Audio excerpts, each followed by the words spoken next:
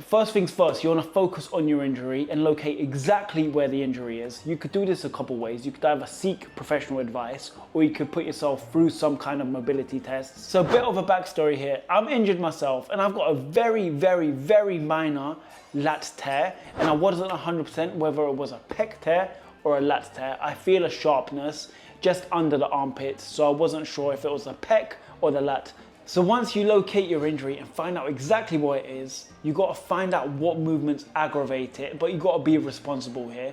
For example, in my case, it was everyday movements. For example, taking off my t-shirt, reaching for something high, those really aggravated it. And you really want to minimize these movements. Once you figure out what movement aggravates your muscle, try to limit this as much as possible. So next up, we're in the gym. You're going to identify what movements are actually off the limits. You're automatically going to know which movements you cannot do. For example, overhead presses and rows in my case. If you've got a quad injury, you won't be able to do any leg extensions. If you've got a bicep injury, rowing movements and bicep curls will be off the cards, but there will be some movements which you're not 100% sure that you can do unless you try. But you're gonna try and do this responsibly. You're not gonna go to the gym and load up a plate loading machine or grab the heaviest dumbbells and test it out that way.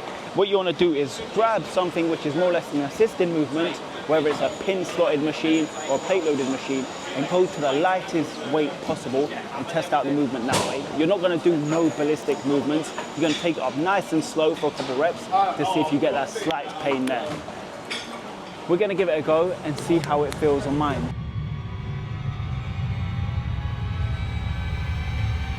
The moment of truth. Okay, that's not too bad. So far, so good. We could go a little bit heavier and test the waters. Now I've just added 10 kg on each side, and you're going to gradually increase the weight to see if this aggravates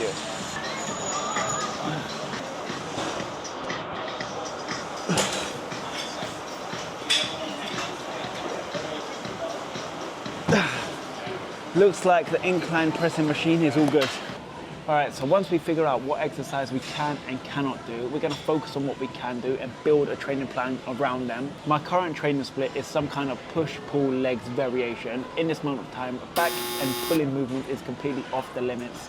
I could do bicep curls, but not necessarily any rows or overhead presses. So we gotta look on the bright side. The body parts I can do is legs, shoulders with restrictions, chest with restrictions, biceps and tricep with restrictions.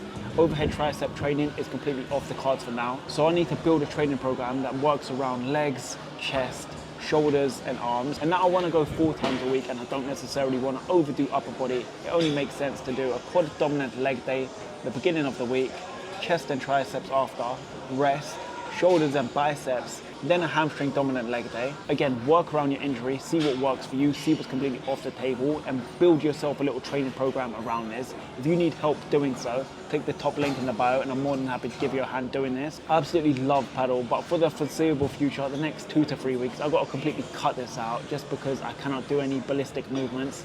Those overhead stretches will just completely tear my lats. So it's not necessarily worth it. The risk outweighs the reward drastically. But yeah, I'm gonna be doing this program for the next 2 to 3 weeks. If I'm not looking like an Instagram model by the end of this, I'm gonna be extremely disappointed. So a lot of people may know this already, but need reminding. You need to prioritize your recovery. That is with your rest, hydration, protein and sleep. With your rest, you may not want to follow the exact same training program that got you injured. You may want to reduce your days by a day or so, just because your rest is important. On days you do not physically lift weight and put your muscles under any stimulation, your muscles are repairing, resting and recovering. So by reducing the amount of days you go to the gym, it gives you a good chance to engage in active recovery. You could either pick up a new sport, go for a walk, go for a swim, but with the new sport, make sure it's not too aggravating on your injury. So next up, with hydration, people do not realize this, but your muscle is 75% water. With muscle injuries like myself, you really need to prioritize having your water and staying hydrated. Have at least 2 liters of water a day. If you're in a hot country where you're sweating a lot more, you have to increase this to at least 2.5 liters to 3 liters. Water supports muscle contraction, growth and recovery by acting as a transporter for nutrients, helping the body regulate temperature and maintain electrolyte balance. So drinking your water and staying hydrated is extremely important to recovery.